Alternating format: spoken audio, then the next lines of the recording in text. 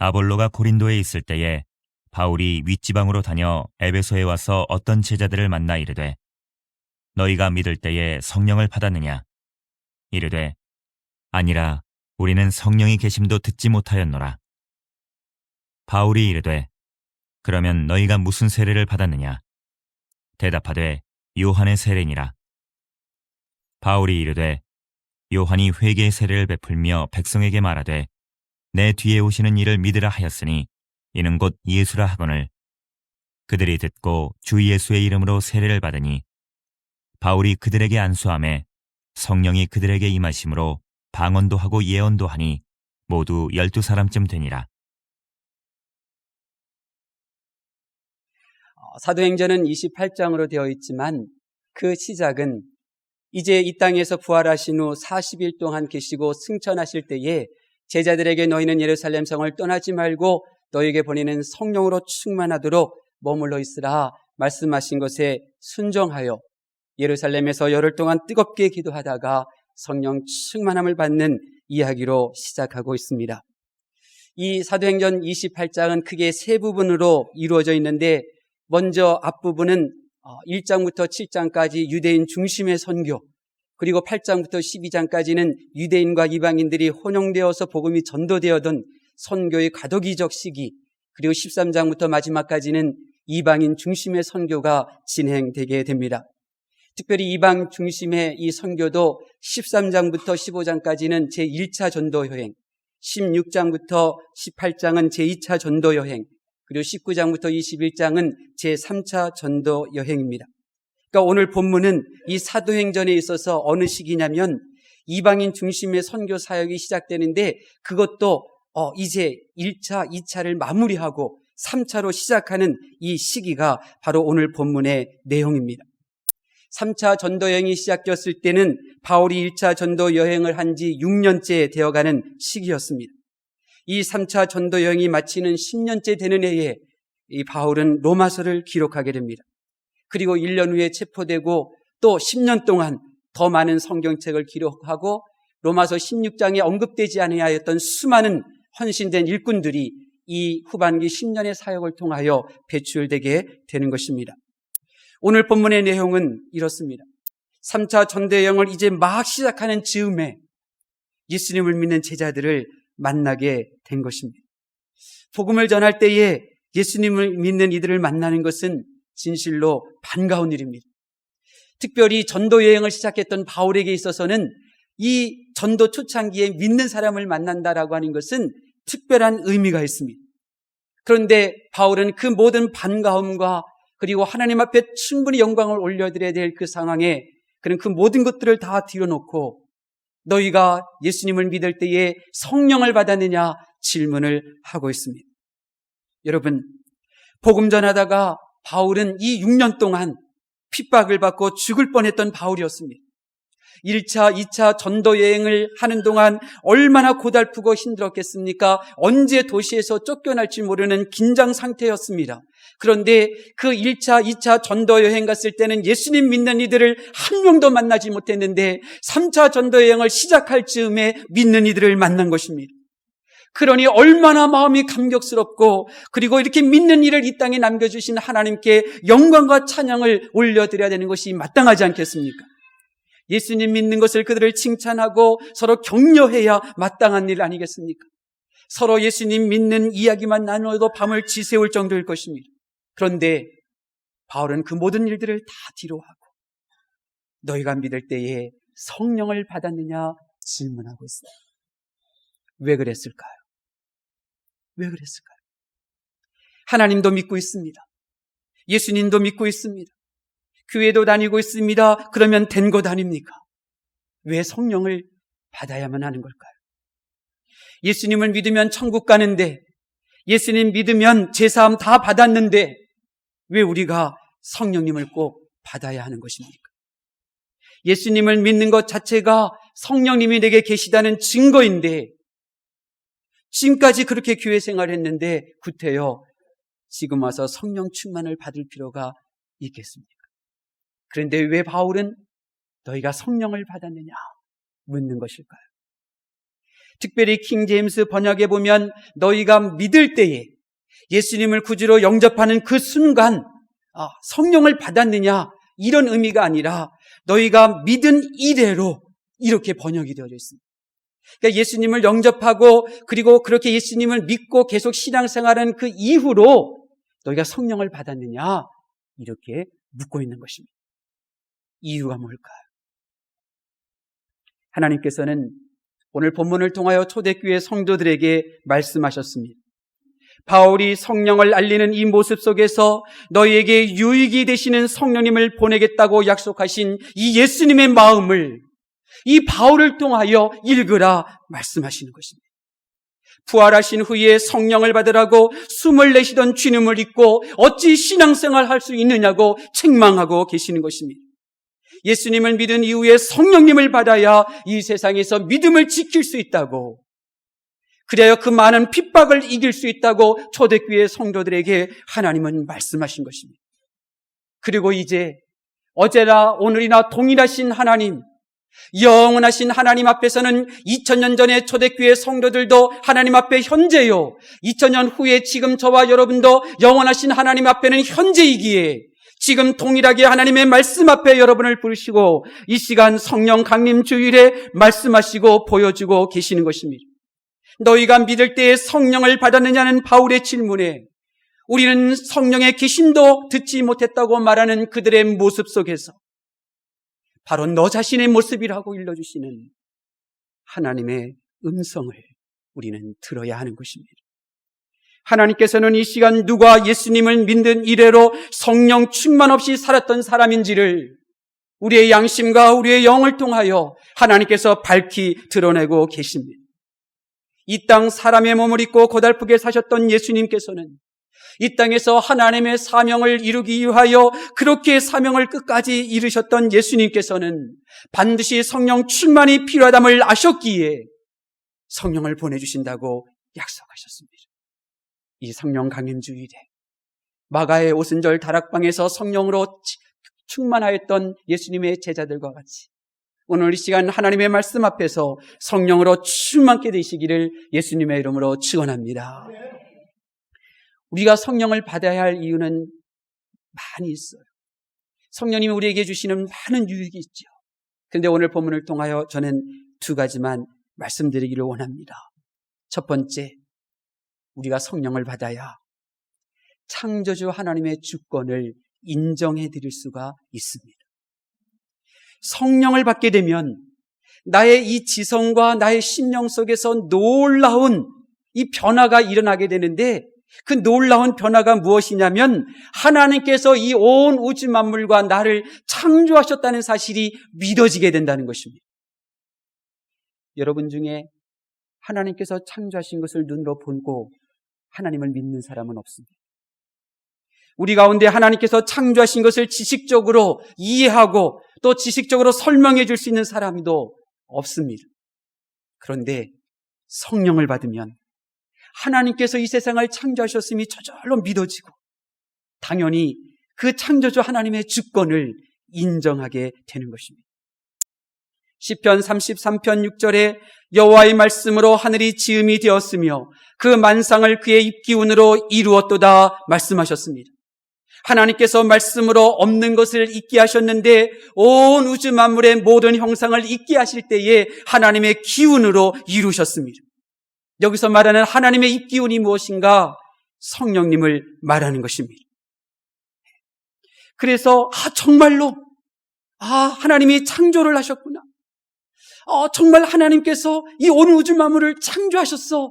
마치 나의 눈으로 본 것처럼 나의 지성으로 이해된 것처럼 그렇게 우리는 고백할 수 있게 되는 것입니다. 창조주 되시는 하나님의 주권을 인정하면 그 순간 그의 인생에 풀리지 않은 모든 문제들, 그의 신앙에 해결되지 않았던 모든 질문들이 한순간에 해결되게 되는 것입니다. 욥이 바로 그런 사람이었습니다. 욥이 어떤 사람이었습니까? 하나님을 믿었죠. 잔치가 끝나면 혹 제된 언행을 하지 않았을까 하여 하나님 앞에 회개 예배를 드렸던 사람이었습니다. 그런데 그에게 고난이 왔습니다. 아무리 생각해도 그가 이런 고난을 당해야 될 이유를 생각해내지를 못했습니다. 먼 곳에서 친구들이 와서 욥이 당하는 고난에 대해서 설명을 해줍니다. 그러나 그들의 설명해주는 이야기를 아무리 들어도 납득이 되지 않습니다. 이해가 되지 않습니다. 전혀 죄를 발견할 수가 없습니다. 고난이 무서운 것이 아니라 도대체 이 고난의 이유가 무엇인지 이유를 몰라서 욥은 더 괴로웠습니다. 그래서 하나님 앞에 물었습니다. 하나님, 내게 왜 고난을 주시는 것입니까? 나는 하나님 보시기도 의로운 자가 아니었습니까? 근데 왜 나의 자녀들을 이렇게 아무 이유 없이 죽이시고 이렇게 나를 가난하게 하시고 나를 명예가 땅에 떨어지게 하시고 이 질병으로 인하여 나를 고통당하게 하시는 것입니까? 도대체 내게 되어진 이 모든 일들이 옳은 일이란 말입니까? 하나님께서는 대답을 하는 대신에 욥기 38장 4절에 욥에게 질문을 던지셨습니다. 내가 땅에 기초를 놓을 때에 내가 어디 있었느냐? 내가 땅에 기초를 놓을 때에 내가 어디 있었느냐? 욥이 하나님이 창조주이심을 떠오르는 순간, 욥이 하나님이 창조주이심을 믿는 그 순간, 그는 자기가 얼마나 비천한 존재인지를 고백합니다. 그리고 자기가 스스로 알지도 못했던 그 모든 말들을 친구들에게 떠벌린 것에 대하여 회개합니다. 욥은 그렇지. 하나님이 창조주시구나. 그렇지, 나는 하나님의 피조물이었지. 하나님이 하나님 되시고 내가 하나님의 피조물임을 믿고 깨닫는 그 순간 그는 고난의 이유를 더 이상 찾을 필요가 없었습니다. 그의 모든 고난은 그냥 합당하고 그냥 받아들일 수 있고 수용할 수 있는 차원의 문제로 바뀌어지게 되었던 것입니다. 저가 저 자신에게 실망할 때가 있습니다. 네가 이 수준밖에 안 되는구나. 제가 저 자신에 대해서 실망할 때 그때 성령님께서는 제게 항상 묻곤 하시죠. 내가 창조할 때 네가 어디 있었어?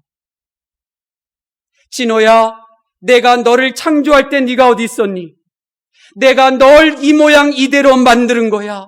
너의 장점도 내가 만들었고 너의 연약함도 너의 단점도 네가 몸부림치며 싫어하는 너의 그 연약함도 내가 너에게 행한 것이야. 내가 너를 모태에 짓기 전에 너를 알았고 이 모습 이대로 내가 너를 만든 거야. 하나님이 하셨지. 그래, 하나님이 창조주셨지. 다시 한번 내가 그분의 피조물이시고 하나님이 나의 창조주이심을 고백하는 그 순간 저는 이 세상을 살아갈지도 없는 바퀴벌레임을 고백합니다. 등산객이 밟아 죽어도 죄책감 갖지 못하게 하는 한 마리의 개미임을 하나님 앞에 고백합니다. 나는 죽어 마땅할 죄인이며 하나님께서 내게 말씀하시고 내게 행하신 모든 일들은 옳았고 내가 하나님과 사람 앞에 행한 선한 일조차도 틀렸음을 인정하게 되었습니다. 성도님들은 성령님을 반드시 받으셔야 합니다. 성령을 받은 성도들은 온 우주 만물의 주인이 하나님이시며 그 하나님의 주권을 믿음으로 인정해 드립니다. 성령 받아 창조주이신 하나님의 주권을 인정해야 내가 행한 의도 내가 아니라 하나님께서 그렇게 마음을 주셨기 때문에 행한 것임을 깨닫게 되는 것입니다. 여러분, 내가 누군가를 사랑하여 어떤 행동을 한다면 그것은 자랑할 것이 아닌 것입니다. 사랑할 마음대로 행했기 때문에 그런 것이죠. 우리가 하나님 앞에 어떤 의의를 드러낸 것이 있다 할지라도 내가 잘났고 내가 믿음이 있어서가 아니라 하나님이 내게 그런 믿음을 주셨고 하나님이 내게 그런 마음을 주셨기에 그 일을 행한 것이니 우리는 마땅히 할 바를 하였습니다 고백할 뿐 나를 알아달라 말할 수 없는 것입니다. 성령받아 창조주이신 하나님의 주권을 인정하면 내게는 미움조차도 허락되어지지 않으며 수없이 용서할 수밖에 없는 존재임을 알게 되는 것입니다. 성경의 메시지가 무엇입니까? 제가 성경을 아무리 읽어도 성경의 메시지는 오직 저에게 질문을 던집니다. 너의 주인이 누구냐는 것입니다. 너의 인생을 뒤흔드는 주인이 누구냐는 것입니다. 성경은 누가 주인인지를 내게 보여주고 그 주인을 선택하라고 요구합니다.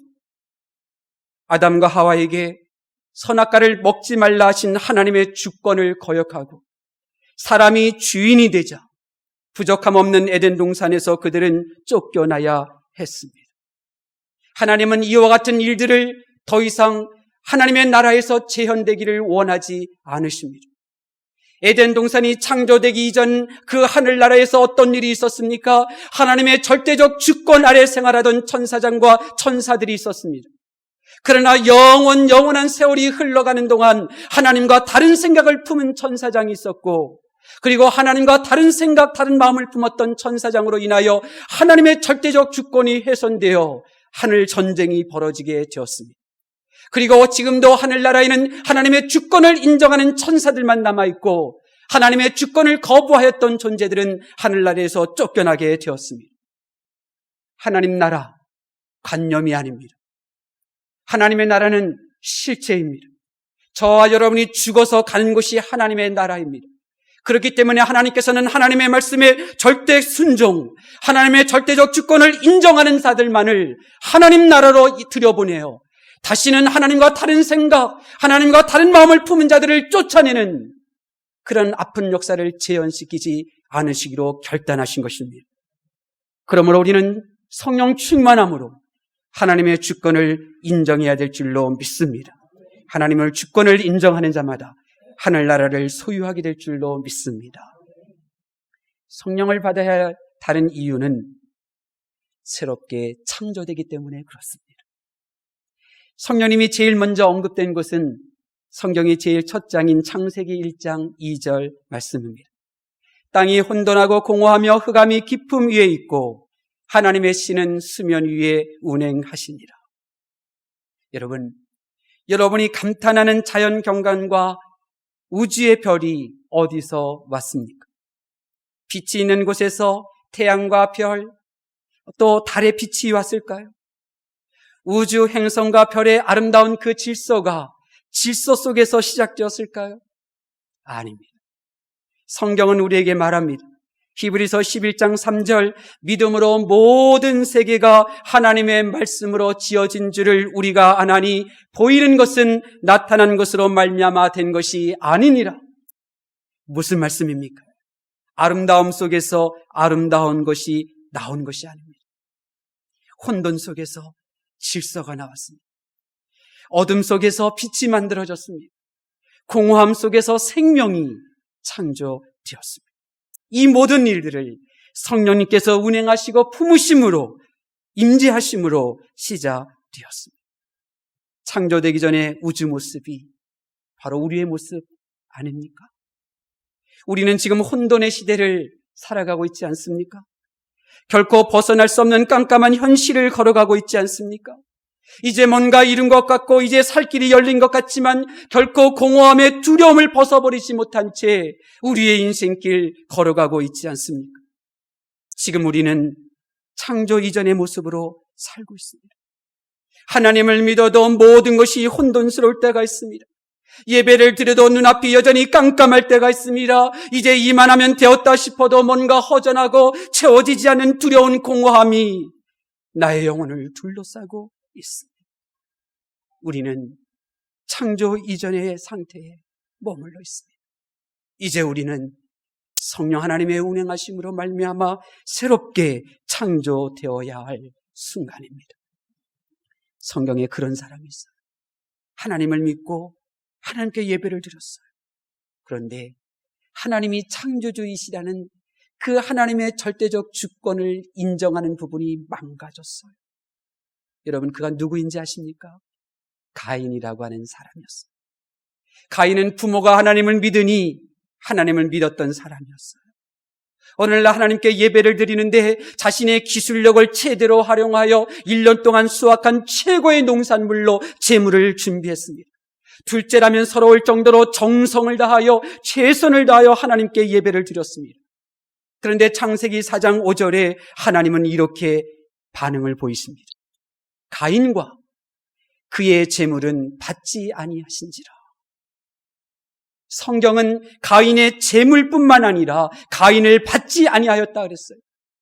왜 예물뿐만 아니라 가인을 받지 않은 것입니까? 그의 마음, 그의 인생의 주권자가 하나님이 아니라 그 자신이었기 때문에 그런 것입니다. 가인은 창조주 하나님의 주권을 인정하고 하나님께서 말씀하신 대로 예배를 드린 것이 아닙니다. 하나님의 창조주이심을 믿지 못하면 하나님의 주권을 인정하지 않고 자기 생각으로 드려지게 되는데 이런 예배는 하나님께서 받지 않으십니다. 우리는 가인이 되어서는 안 됩니다. 그런데 우리는 하나님을 섬길 때에 나의 생각을 집어넣는 하나님의 주권을 인정해드리는 부분이 고장났습니다. 아말렉 전쟁에서 승리한 사울 왕, 하나님의 말씀을 거역하고 자기 생각대로 예배드리다가 하나님으로부터 버림받았습니다. 우리는 사울 왕이 되어서는 안 됩니다. 그런데 우리 안에도 사울 왕처럼 하나님의 절대적 주권을 인정해드리는 부분이 망가졌습니다. 내가 가지고 싶고 내가 하고 싶고 나를 드러내고 싶고 내가 되고 싶은 말만 들려주는 그러한 나의 신이 아니라 우리는 이제 나의 소유를 주장하시는 하나님을 믿는 믿음이 필요합니다. 그런데 이 일은 내가 할 수가 없습니다. 성령님께서 하셔야 됩니다. 하나님의 주권을 인정하는 이 망가진 부분은 나의 의, 나의 지식, 나의 노력으로는 고칠 수 없습니다. 오직 성령 하나님께서 이 혼돈과 흑암과 그리고 공허한 이 온 우주에 운행하심으로 그들을 새롭게 창조하셨던 것처럼, 그래야 하나님의 주권을 온 우주 만물에 선포하셨던 것처럼 하나님이 내게 임하시고 나를 어루만져 주시고 나를 새롭게 만들어 주셔야 하나님의 절대적 주권을 인정하는 새로운 피조물로 거듭날 수가 있는 것입니다. 똑같은 얼굴, 똑같은 사람인데 성령 하나님이 내게 임재하심으로 나의 심령을, 나의 생각을 완전히 고쳐주시면 모든 것이 달라 보입니다. 하나님의 주권을 인정하는 새로운 존재로 그렇게 거듭나면 눈에 보이는 것이 달라 보이고 귀에 들리는 것이 다르게 들리고 깨닫는 것이 말하는 바가 달라지게 되는 것입니다. 이 땅의 이야기를 말하는 듯하나 하늘나라를 연상케 하는 말, 이 땅에서 열심히 사는 것 같으나 하늘나라의 멸관을 보여주는 삶, 그가 바로 성령으로 인하여 새롭게 창조된 피조물의 모습인 것입니다. 성령을 받으셔서 우리의 속사람이 망가진 부분들이 고침받으실 수 있기를 예수님의 이름으로 축원합니다. 여기까지 어제 저녁에 설교 준비를 했어요. 배가 고파서 집에 가야 되겠다 싶었는데 하나님께서 나의 허기보다도 더 갈급한 마음을 주셨어요. 그래서 이곳에 내려와서 기도하는 가운데 하나님께서는 제게 너희가 믿을 때 성령을 받았느냐 질문하던 바울의 마음을 제게 보여주셨어요. 성령을 받았느냐고 묻는 이 바울이 누구였습니까? 바울은 예수님을 믿자마자 복음을 전하다가 그 이유 하나만으로 죽을 뻔했던 사람입니다. 그 수많은 사람들로부터 욕을 먹었고 비방을 당했습니다. 지금 3차 전도 여행 떠나기까지 6년여 동안 선동당한 사람들에 의하여 성에서 쫓겨났고 돌에 맞아 죽었다가 버려진 적도 있었습니다. 6년. 바울은 도대체 이 세상이 그를 미워할 때 어떻게 그 미움을 견딜 수 있었을까? 바울은 세상이 그에게 사랑을 주지 않을 때 그 외로움을 어떻게 견딜 수 있었을까? 바울은 세상이 그를 비방하고 알아주지 않을 때 그의 억울함을 어떻게 해결하였을까? 인간이 탁월하면, 인격이 탁월하면 원수도 사랑할 수 있는 걸까? 마음을 잘 수양하면 견딜 수 있는 걸까? 아니었습니다. 성령을 받았느냐? 이 질문 후에 바울이 로마서를 기록하게 되는데 로마서 15장 30절에 그는 이렇게 고백합니다. 형제들아, 내가 우리 주 예수 그리스도로 말미암아 또 성령의 사랑으로 말미암아 너희를 권하노니. 성령의 사랑, 성령의 사랑. 바울이 목회를 10년 하고 내린 결론입니다. 이후 10년 동안 더 성경을 기록하는데 그 많은 성경 가운데 핵심은 성령 충만이었습니다. 저는 이러한 바울의 마음을 하나님께서 주실 때 제가 찬송가가 제 입에서 터져나왔어요. 그 찬송가는 제가 박자 음정 무시하고 수시로 부르던 찬송이었어요. 오늘 우리 함께 하나님 앞에 올려드리기를 원합니다. 우리 민강태 전도사님이 저희 단점을 보완해 주셨으면 좋겠습니다. 우리 316장 우리 찬양 우리 하나님 앞에 올려드리겠습니다.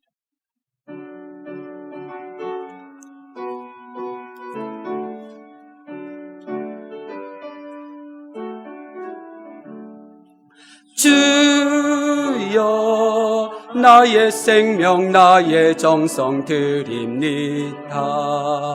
이 작은 나의 생명 나의 정성 다해 주님만을 위하여서 살기 원하오니 주여 잡아주소서 나를 잡으소서 주님만을 위하여 살게 하소서. 불같은 성령으로 충만케 하옵소서. 환난이 와도 핍박이 와도 주님만 위해 살게 하소서. 주여 나의 가진 모든 보아드립니다. 아무리 나 혼자서 몸부림쳐봐도 우리들의 힘으로는 어찌할 수 없어 주만 의지합니다. 주를 의지합니다. 성령으로 거듭나 주시옵소서.